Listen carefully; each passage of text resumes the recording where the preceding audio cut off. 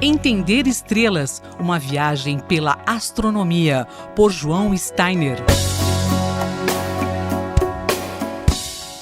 Vamos falar mais uma vez desse tema sempre cativante que é a história da ciência. Hoje o assunto é o astrônomo dinamarquês Tycho Brahe, que viveu no século XVI.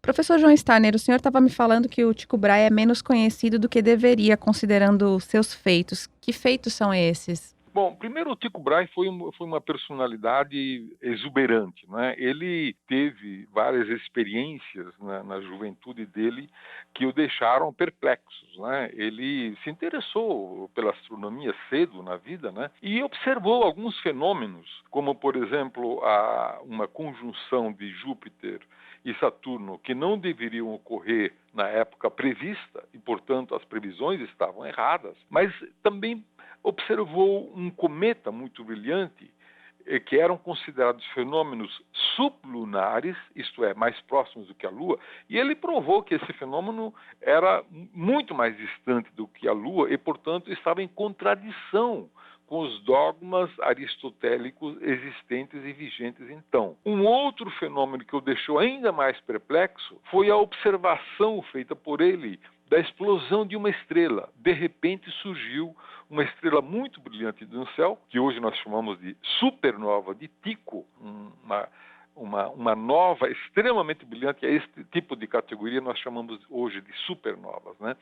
E isso também estava em contradição com os ensinamentos. E isso fez com que ele se dedicasse então a decifrar o céu, e ele decidiu que não poderia fazê-lo sem medidas mais precisas do que as que existiam então. Então ele se propôs a construir um observatório numa ilha dinamarquesa e passou 20 anos desenvolvendo tecnologia e observação sem a existência de instrumentos ópticos. Não tinha um único telescópio e uma única luneta, eram só instrumentos mecânicos. E produziu então 20 anos de dados, os mais precisos que puderam ser obtidos sem tecnologias ópticas. Como ele se indispôs no final desse período com o rei da Dinamarca, ele acabou se transferindo para Praga, onde então, em contato com um astrônomo mais jovem chamado Johannes Kepler, eles começaram então a elaborar o estudo do movimento dos planetas, né?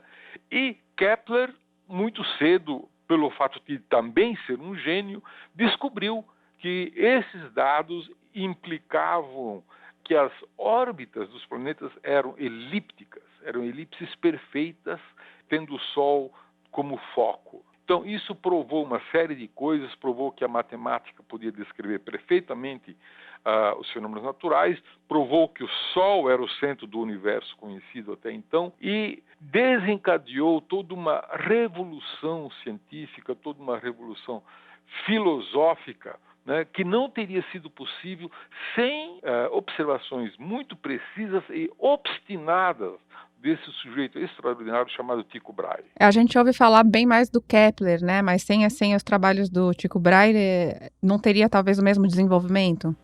Sem os trabalhos do Tycho Brahe, o Kepler não teria descoberto as 3 leis de Kepler. Isso é um ponto absolutamente pacífico e teria, evidentemente, atrasado todo o desenvolvimento científico que se desenvolveu a partir dessas descobertas, né? Mas o mais extraordinário nisso tudo é que as leis de Kepler foram obtidas por observações pré-telescópicas. Não havia um telescópio, não havia uma luneta, não havia uma lente sequer usada por Tycho Brahe, porque essas tecnologias ainda não existiam. Ele só usava instrumentos mecânicos, né, grandes compassos, esferas, instrumentos que na época, ainda hoje são chamados de instrumentos de Diago, né, que permitem você determinar com grande precisão a separação angular de 2 estrelas, ou de um planeta e uma estrela. E com isso ele pôde determinar de uma forma muito precisa todos os movimentos de todos os planetas conhecidos até então. O professor João Steiner, colunista da Rádio USP, conversou comigo, Luísa Caires.